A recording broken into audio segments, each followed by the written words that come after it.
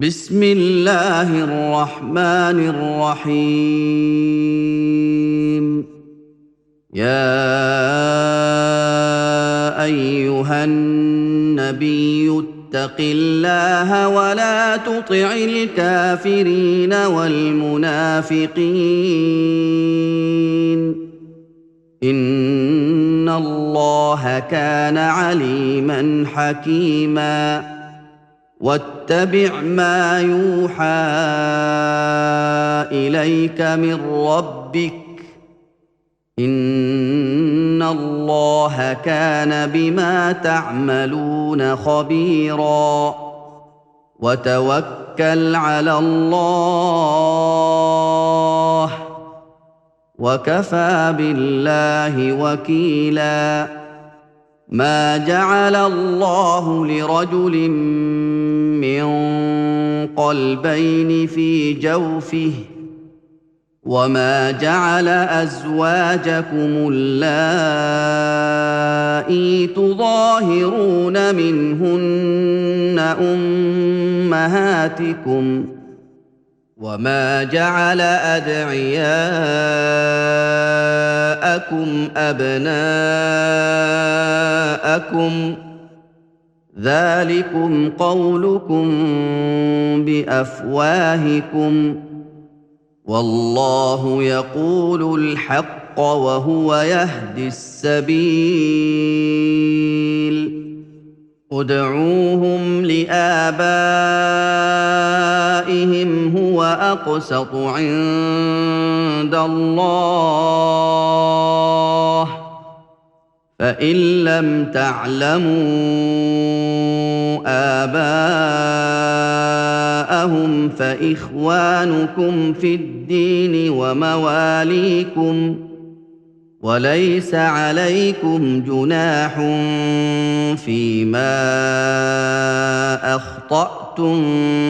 به ولكن ما تعمدت قلوبكم وكان الله غفورا رحيما. النبي أولى بالمؤمنين من أنفسهم وأزواجه أمهاتهم وأولو الأرحام بعضهم أولى ببعض في كتاب الله من المؤمنين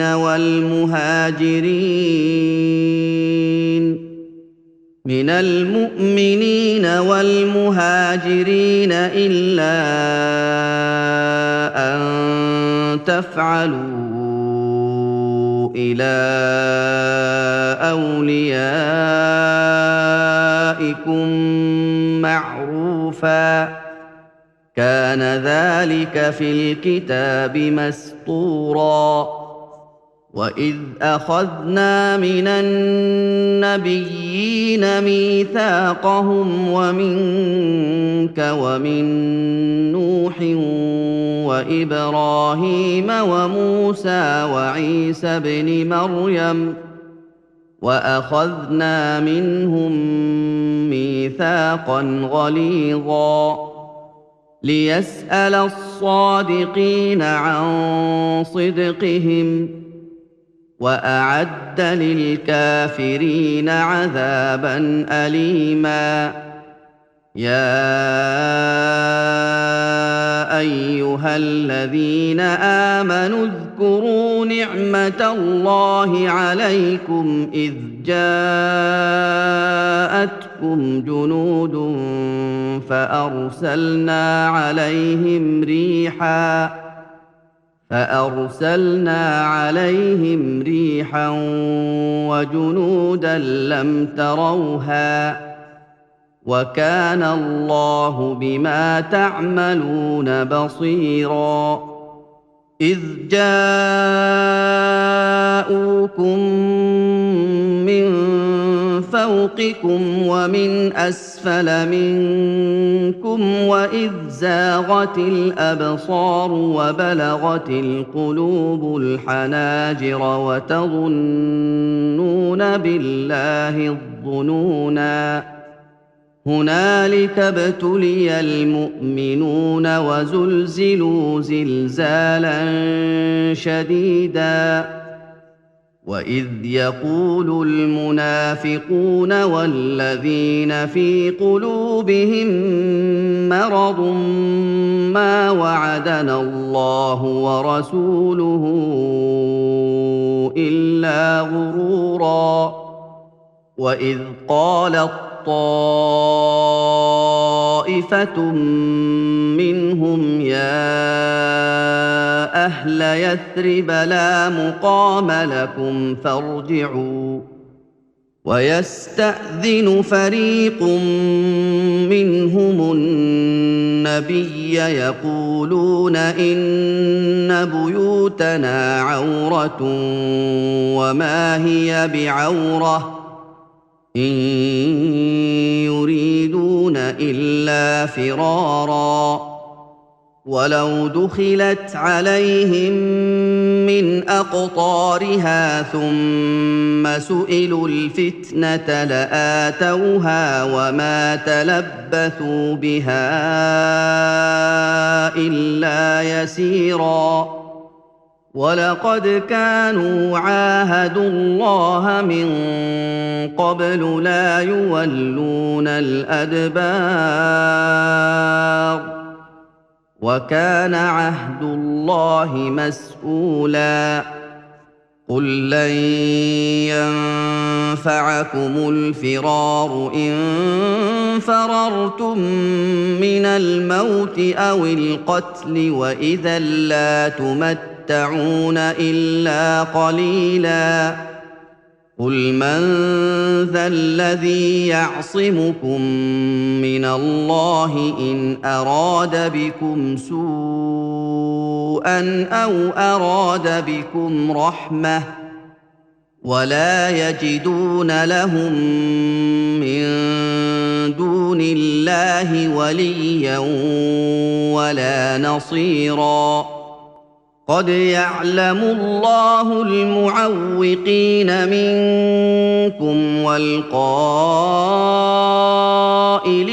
لإخوانهم هلم إلينا ولا يأتون البأس إلا قليلا أشحة عليكم فإذا جاء الخوف رأيتهم ينظرون إليك تدور أعينهم كالذي يغشى عليه من الموت فإذا ذهب الخوف سلقوكم بألسنة حداد أشحة على الخير أولئك لم يؤمنوا فأحبط الله أعمالهم وكان ذلك على الله يسيرا يحسبون الأحزاب لم يذهبوا وإن يأتي الأحزاب يودوا لو أنهم بادون في الأعراب يسألون عن أنبائكم ولو كانوا فيكم ما قاتلوا إلا قليلا لقد كان لكم في رسول الله أسوة حسنة لمن كان يرجو الله واليوم الآخر وذكر الله كثيرا ولما رأى المؤمنون الأحزاب قالوا هذا ما وعدنا الله ورسوله وصدق الله ورسوله وما زادهم إلا إيمانا وتسليما من المؤمنين رجال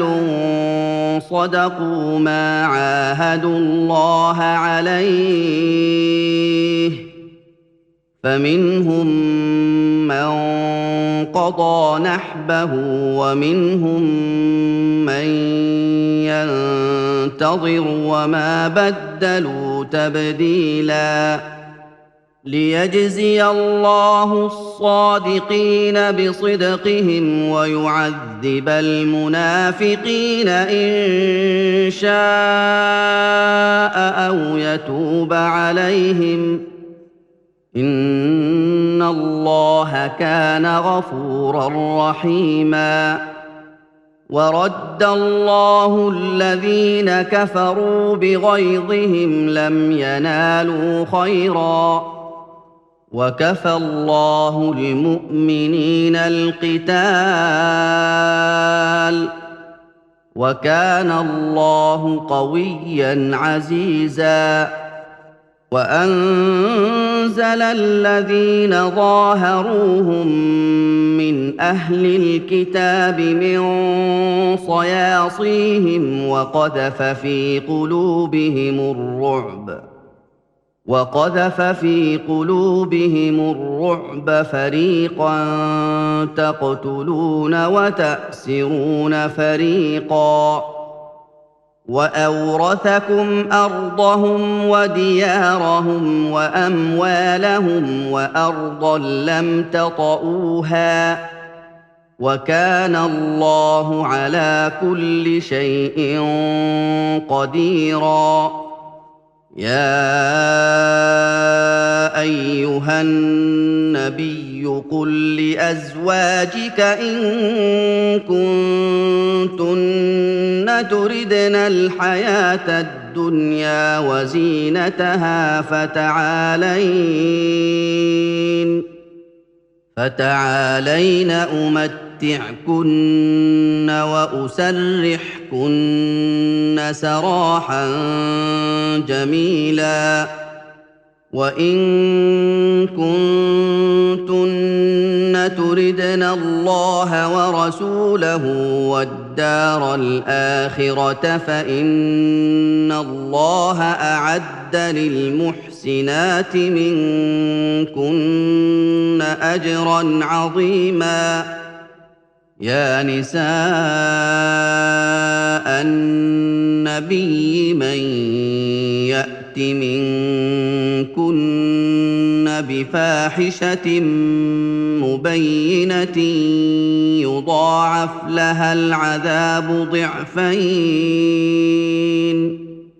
وكان ذلك على الله يسيرا ومن يقنت منكن لله ورسوله وتعمل صالحا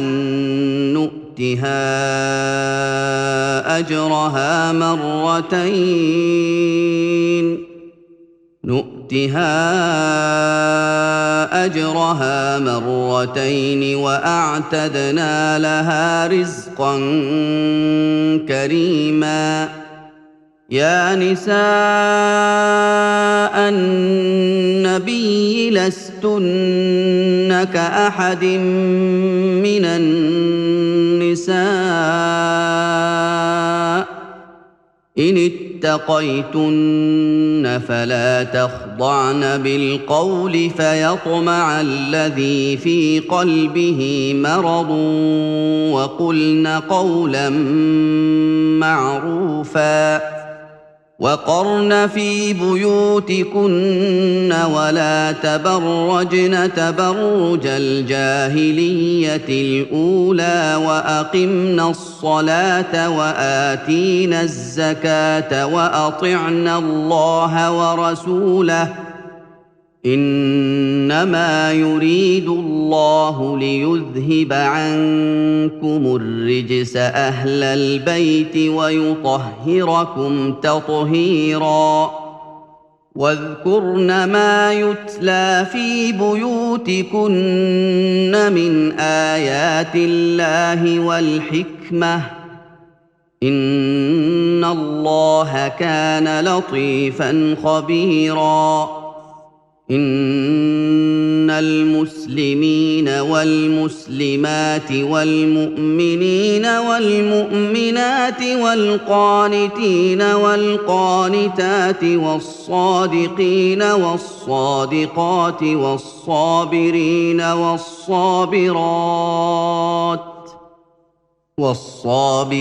والصابرات والخاشعين والخاشعات والمتصدقين والمتصدقات والصائمين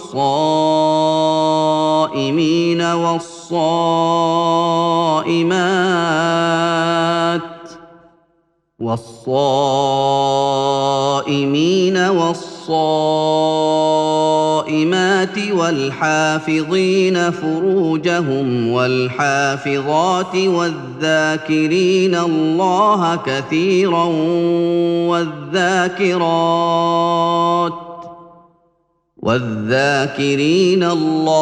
كثيرا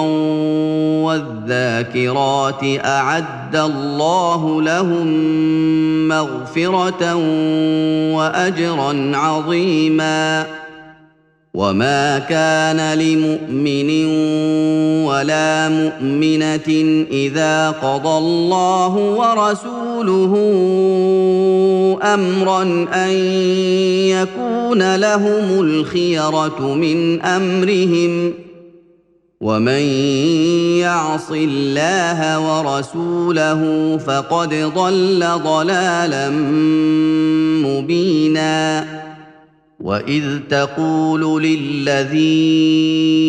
أنعم الله عليه وأنعمت عليه أمسك عليك زوجك واتق الله وتخفي في نفسك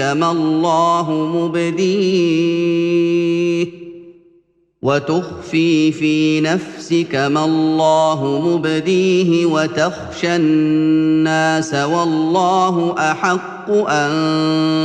تخشاه. فلما قضى زيد منها وطرا زوجناكها لكي لا يكون على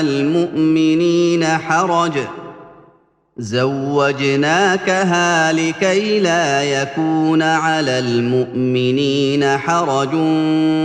في أزواج أدعيائهم إذا قضوا منهن وطرا وكان أمر الله مفعولا. ما كان على النبي من حرج فيما فرض الله له سنة الله في الذين خلوا من قبل وكان أمر الله قدرا مقدورا. الذين يبلغون رسالات الله ويخشونه ولا يخشون أحدا إلا الله وكفى بالله حسيبا. ما كان محمد أبا أحد من رجالكم ولكن رسول الله وخاتم النبيين وكان الله بكل شيء عليما. يا أيها الذين آمنوا اذكروا الله ذكرا كثيرا وسبحوه بكرة وأصيلا. هو الذي يصلي عليكم وملائكته ليخرجكم من الظلمات إلى النور وكان بالمؤمنين رحيما. تحيتهم يوم يلقونه سلام وأعد لهم أجرا كريما. يا ايها النبي انا ارسلناك شاهدا ومبشرا ونذيرا وداعيا الى الله باذنه وسراجا منيرا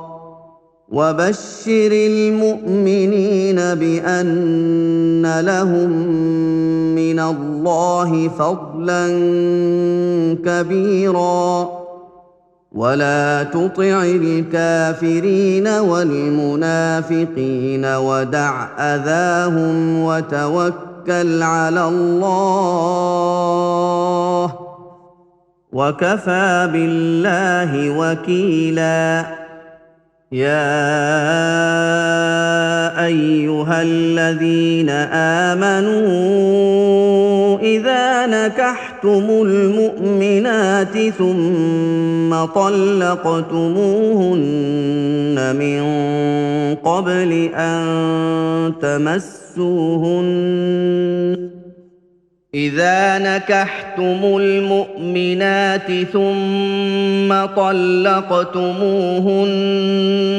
من قبل أن تمسوهن فما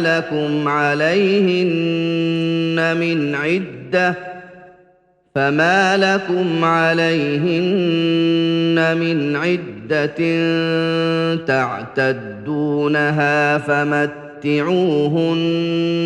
وسرحوهن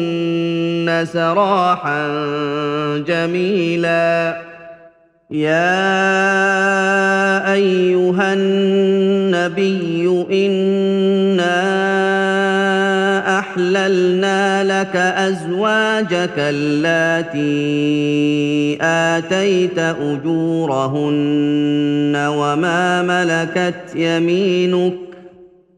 وما ملكت يمينك مما أفاء الله عليك وبنات عمك وبنات عماتك وبنات خالك وبنات خالاتك اللاتي هاجرن معك وامرأة مؤمنة إن وهبت نفسها للنبي إن أراد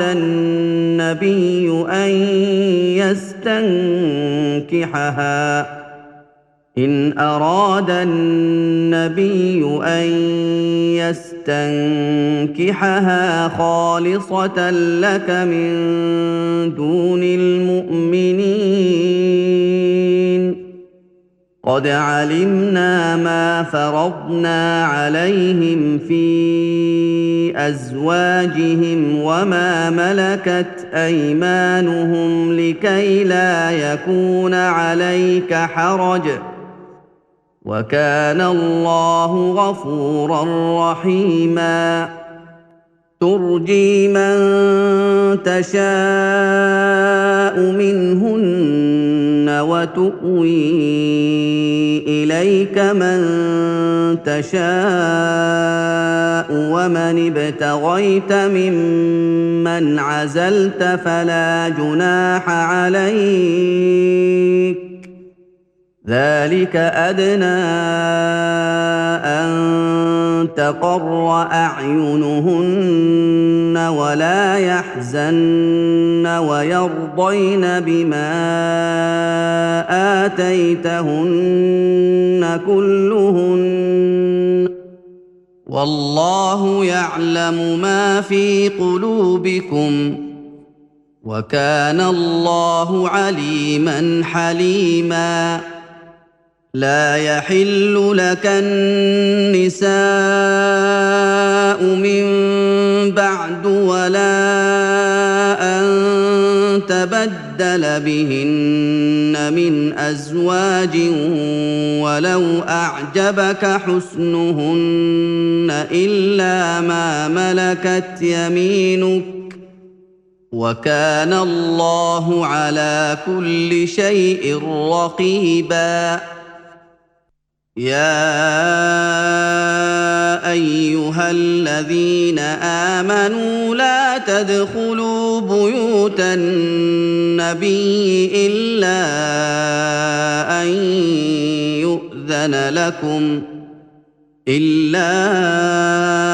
ان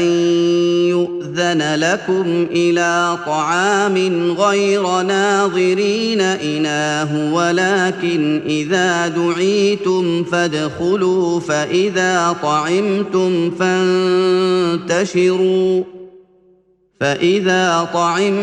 فانتشروا ولا مستأنسين لحديث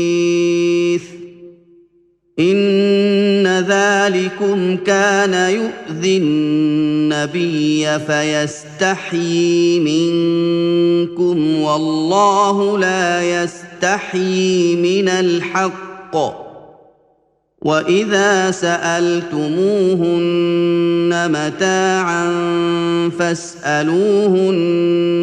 من وراء حجاب ذلكم أطهر لقلوبكم وقلوبهن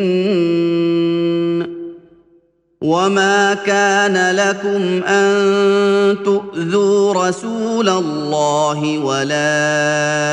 أن تنكحوا أزواجه من بعده أبدا إن ذلكم كان عند الله عظيما إن تبدوا شيئا أو تخفوه فإن الله كان بكل شيء عليما لا جناح عليهن في آبائهن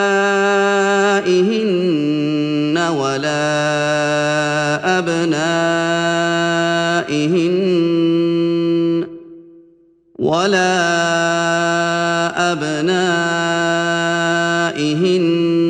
ولا إخوانهن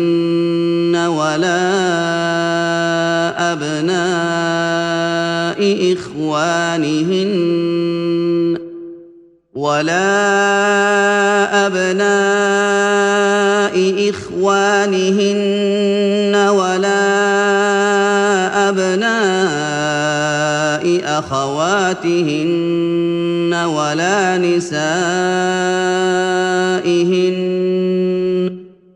ولا نسائهن ولا ما ملكت أيمانهن واتقين الله إن الله كان على كل شيء شهيدا إن الله وملائكته يصلون على النبي يا أيها الذين آمنوا صلوا عليه وسلموا تسليما إن الذين يؤذون الله ورسوله لعنهم الله في الدنيا والآخرة وأعد لهم عذابا مهينا والذين يؤذون المؤمنين والمؤمنات بغير ما اكتسبوا فقد احتملوا بهتانا وإثما مبينا يا أيها النبي قل لأزواجك وبناتك ونساء المؤمنين يدنين عليهن من جلابيبهن ذلك أدنى أن يعرفن فلا يؤذين وكان الله غفورا رحيما لئن لم ينته المنافقون والذين في قلوبهم مرض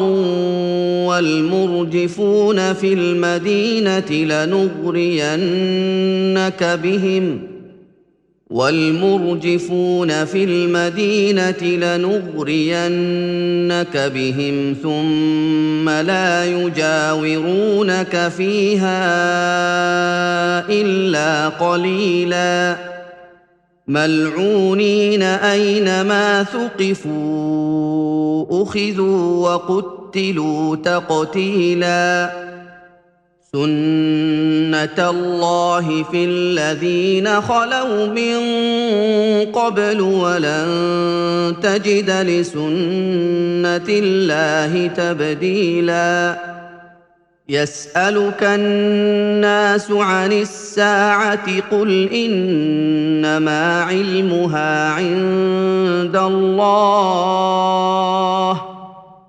وما يدريك لعل الساعة تكون قريبا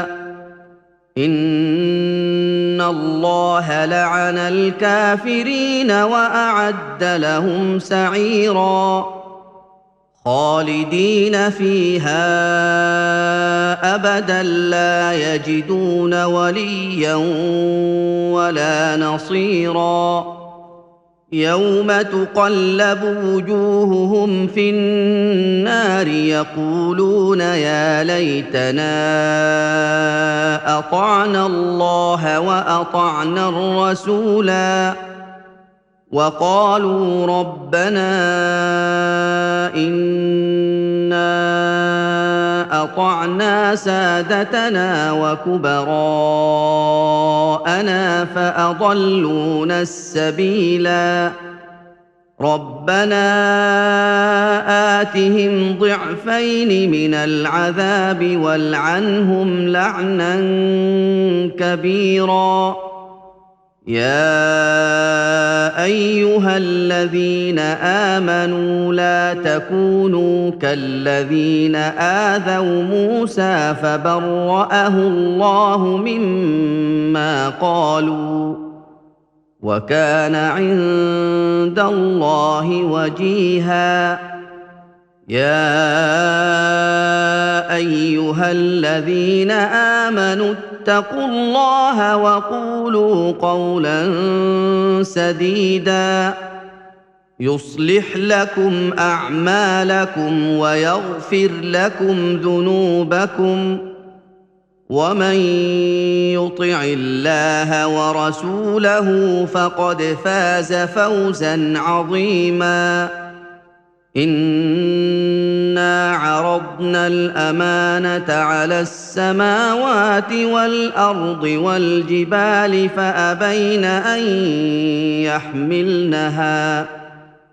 فأبين أن